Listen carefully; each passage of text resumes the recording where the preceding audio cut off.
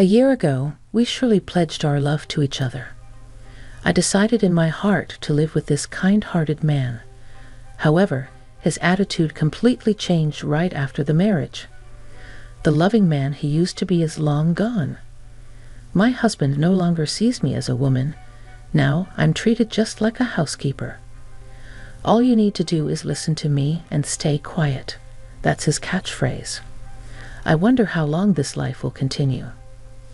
At that time, I had no way of knowing that a ray of light would shine on me.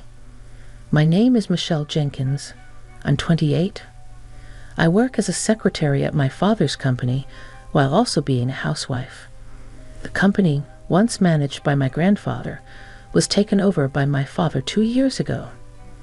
Being the daughter of a business owner, I've always been kept at a distance. The men who approach me are mostly after money. Of course, I've never really been in love. At one point, I stopped telling people about my family background. That's when I met the man who would become my husband, a man named David. I had asked my friend who introduced us to keep my status as the boss's daughter a secret. David doesn't gamble or smoke at all. He does drink, but never to excess. He was my ideal man. He would tell me he loved me and that he adored me. I thought I could spend the rest of my life with such a man.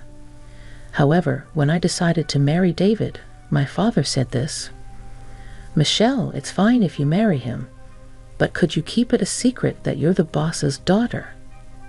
"Dad, how many times have I told you? He's a very good person. He's not after money at all." "That may be true, but I don't want you to have a hard time because of that. But if a year passes after you're married and David is still the same, let's talk about the company together. You can apologize for keeping it a secret then." "All right, if you're that insistent, Dad, I'll do as you suggest," I agreed reluctantly. My father knew of my past harticas with gold-digging men, and as an overprotective parent, he worried I might get hurt again. I decided I could share the truth with David after a year, as per my father's advice. Until then, I would just be an ordinary secretary. And so, under these circumstances, David and I got married. Now, a year after our wedding, I still haven't revealed the truth to him. The reason is simple. He is no longer the kind man he used to be. As soon as we got married, his behavior became cold and distant. He would come home from work already in a foul mood and began to nitpick at the dinners I prepared. "Hamburgers for dinner again? We're not children. Can't you think of anything else?" "But David, you used to love my burgers, didn't you? I've made them countless times before." "Don't talk back. You're always short on dishes. Besides the easy dishes like salad and soup, you should be able to make at least 5 other dishes." 5 dishes.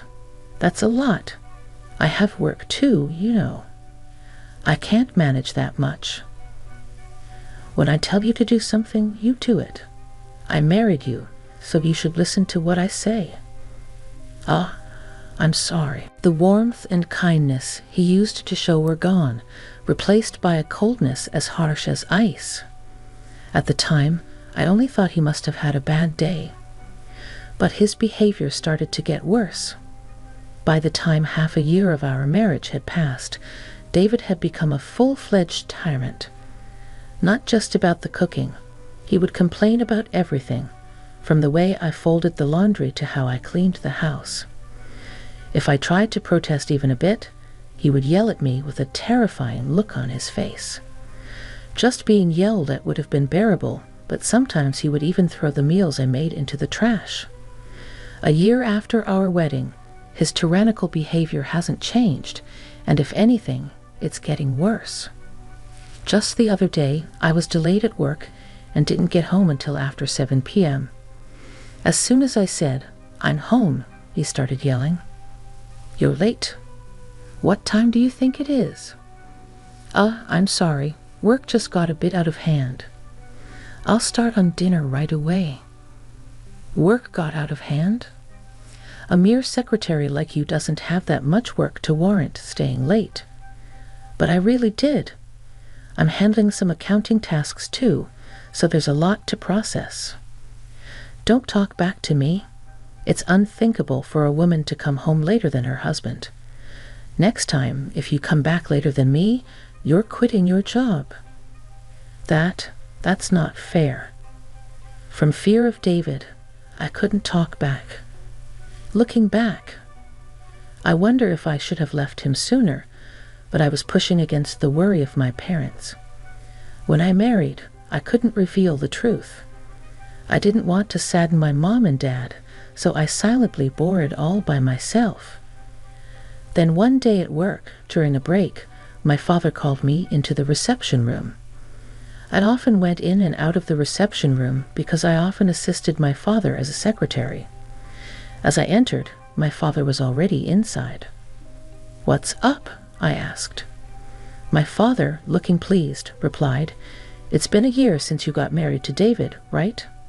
I think it's about time you told him the truth as promised."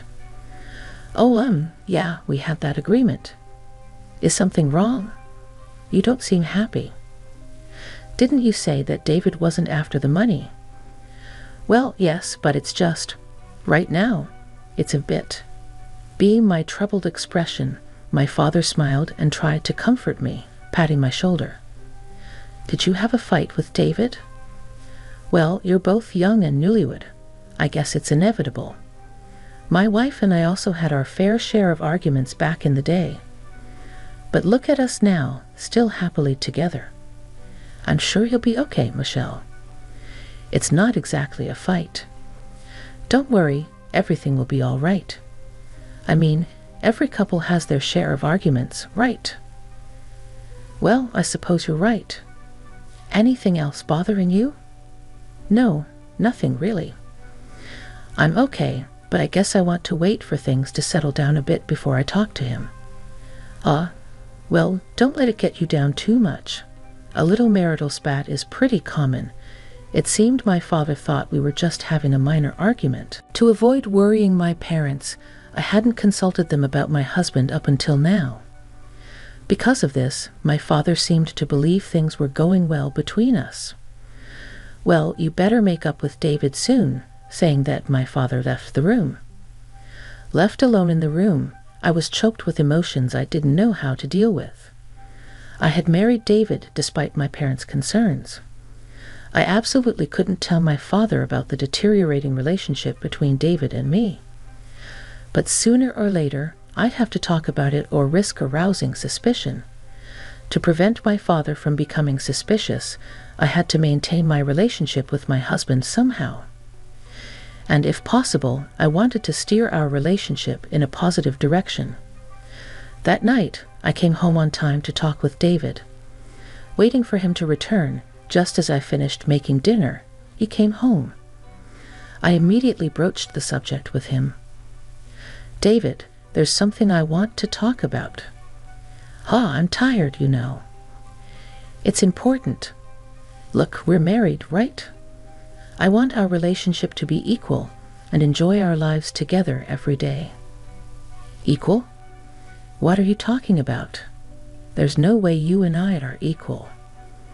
My husband grabbed my hair, yanking it up harshly. Ouch! I couldn't help but cry out, but he didn't let go. As if mocking my wincing face, he slowly opened his mouth. "Listen well. I'm the one who did you the favor of marrying you. Be grateful that I deigned to marry a plain and useless woman like you." "Did me the favor, David? Didn't you say you loved me?" "Don't make me laugh. I just pretended to like you because you seemed obedient and would be a handy housekeeper." That's not true. You just need to be quiet and listen to me, housekeeper." With these words, he yanked my hair towards his face. From that day on, I gave up hoping there was no chance of us being equals, and I didn't want to worry my parents, nor could I get a divorce. My appetite dwindled day by day, and I ended up just living with my roommate, my husband. Then one day, while living such a life, I woke up feeling completely exhausted. My head hurts and I feel a chill. When I took my temperature, it was a hopping 104 degrees Fahrenheit. I forced my aching body to sit up and called out to my husband. "David, I'm sorry, I don't think I can make breakfast today." "What? Why not?" "I've got a fever of 104. I'm in so much pain. Can I just stay in bed for the day?" I pleaded. At this, my husband let out a long sigh and yelled, slacking off chores because of a stupid fever. "Get to work. You good for nothing." "But please forgive me. I'm really sick." "Shut up. Stop making excuses. You're just a housemaid.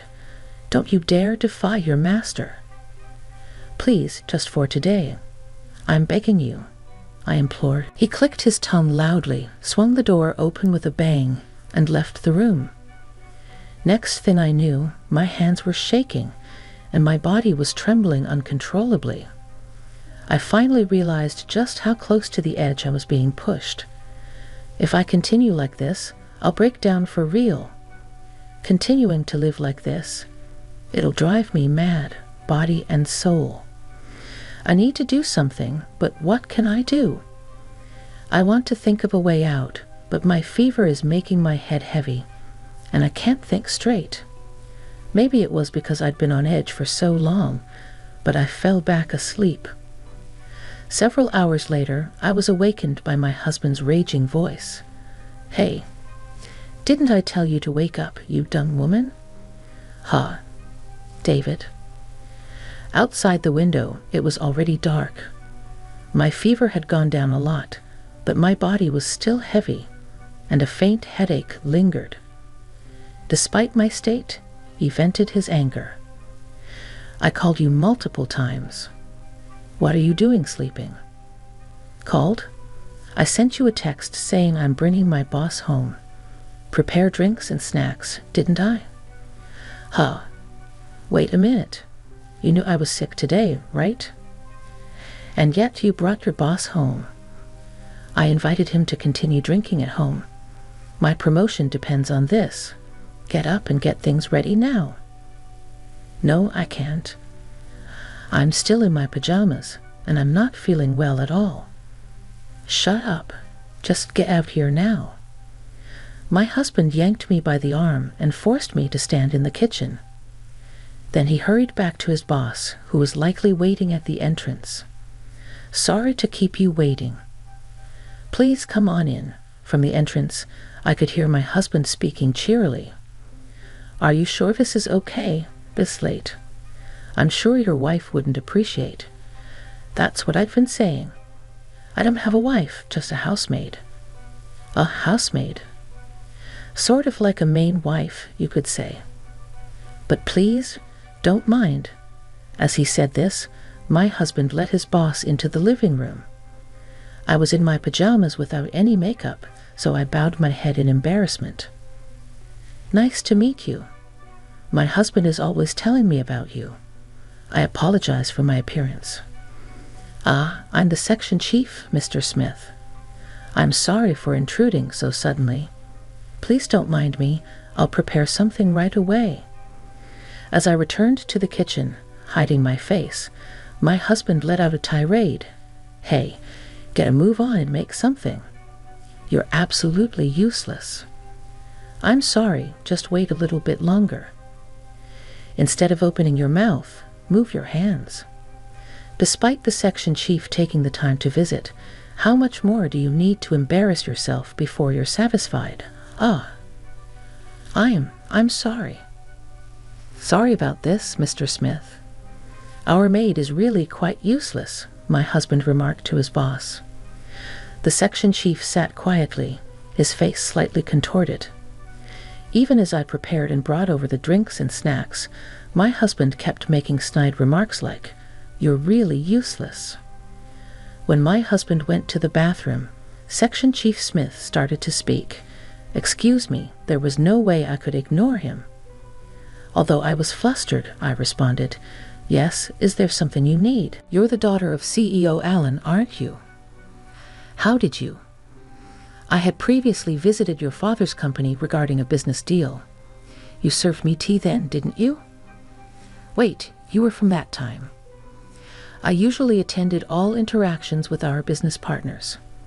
Each time I served tea and was introduced as the daughter of Mr. Allen. And Smith, he was one of those people. I was informed that David's workplace had become a client of my father's company, but I had not yet told my father that David was working at Smith's company. While glancing towards the bathroom, Smith continued in a hushed tone. What's up with your husband's behavior? Is he always like this at home? Yes, I can't believe what you've been through. Why haven't you told Mr. Allen? That is, regardless, we can't let this continue. Leave it to me. While looking at me straight in the eyes, Smith quickly packed up his things and left. In that moment, I felt as if something that had been restraining me was slowly being untangled. I felt a profound relief, as if I had finally found an ally. On the other hand, when David returned from the bathroom, he was stunned to find that Smith had left. Why didn't you stop him? You good for nothing. Despite his shouting, I decided to trust in Smith's words and endure it. Several days later, I was summoned by my father and headed to the company's reception room. Upon entering, I found Smith and a pale-looking David. What? Why is David here, and Smith, you're here too? I was confused, unable to understand the situation. In the tense atmosphere, my father started speaking with a stern expression. I heard from Smith, you've been treated horribly by David, haven't you? That is. I understand you're kind-hearted, and you wanted to avoid worrying me, didn't you? Dad, thank you. Smith, thanks to you, I was able to save my daughter. At my father's words, Smith bowed his head. Immediately afterwards, my father shot a withering glare at David and faced him coldly. David, I can't believe you turned out to be such a scumbag. I shouldn't have let you marry my daughter. Wait, please. David pleaded, shaking visibly. I had no idea you were the president of our business partner. I didn't know Michelle was a CEO's daughter. Shut up. So if you knew, you would have treated Michelle better. You're truly a lowlife. No, there's no reason for this. I'm going to report you to your company CEO. I'm acquainted with him, and we have a long-standing relationship. No way. David filled his eyes with tears and crumbled to his knees. Then he turned to me with pleading eyes. Michelle, say something to your father for me. You want me to say something? I raised my voice to vent my pent-up frustrations.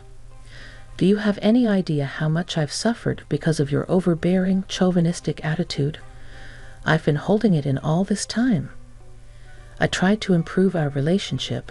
It's you who ruined everything. Right, treating me like a housemaid and constantly berating me. Do you know how humiliating that was? Wait, Michelle, please forgive me. Shut up. Don't you dare casually call me by my name. No matter how much you apologize, I will never forgive you. I don't care if you fall into hardship. You get what you deserve. If you understand, never show up in front of me again. Stay out of my life forever. At the end of my outburst, David started crying uncontrollably. Smith grabbed his arm, bowed, and left the reception room.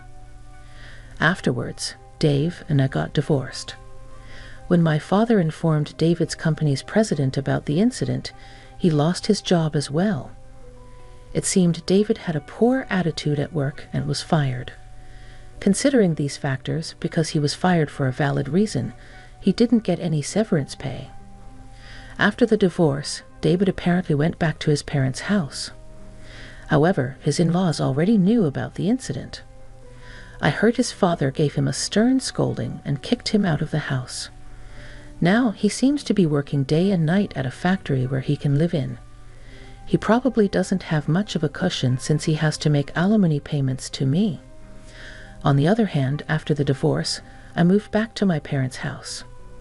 Now, I've completely recovered and am focusing on my job.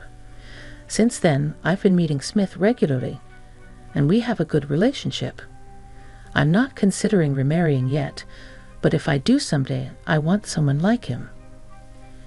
When that time comes, I hope to build a happy family.